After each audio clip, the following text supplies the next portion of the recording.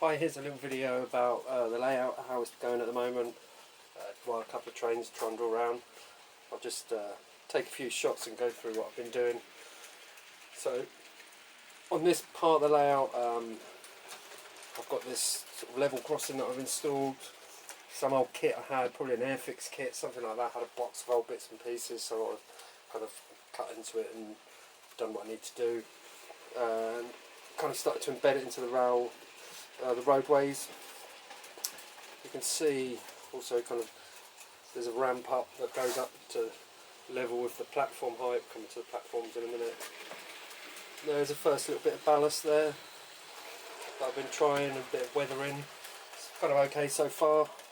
I've also got some what they call barrows, is it, where the crossing points I've installed.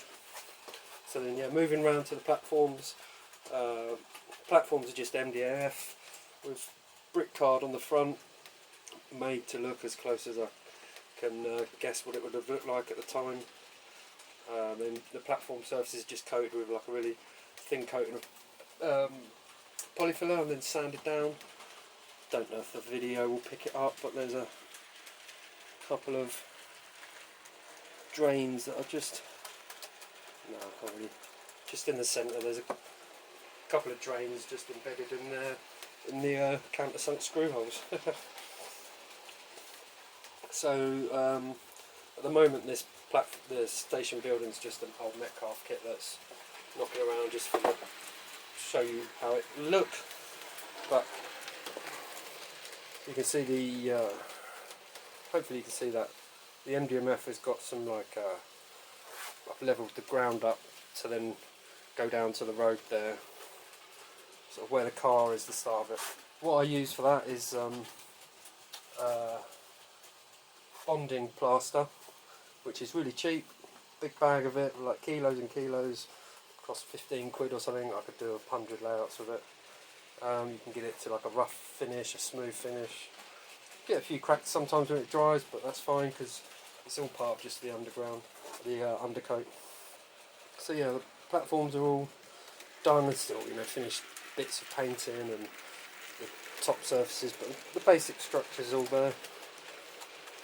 There's another barrow crossing at that end.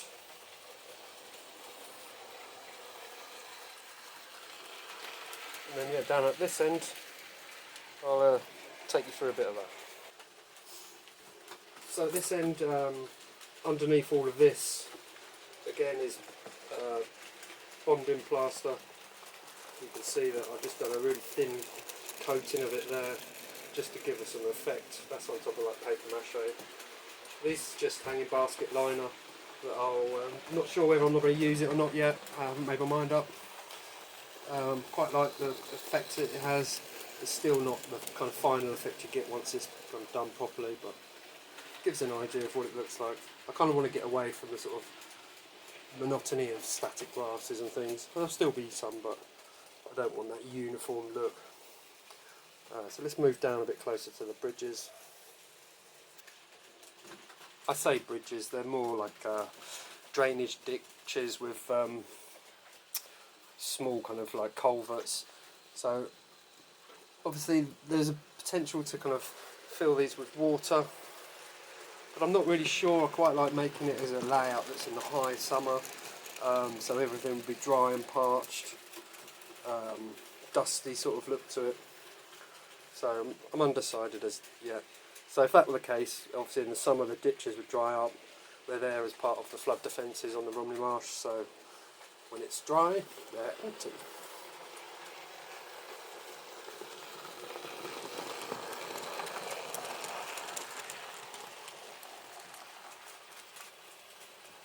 So yeah, that's kind of what I've been doing.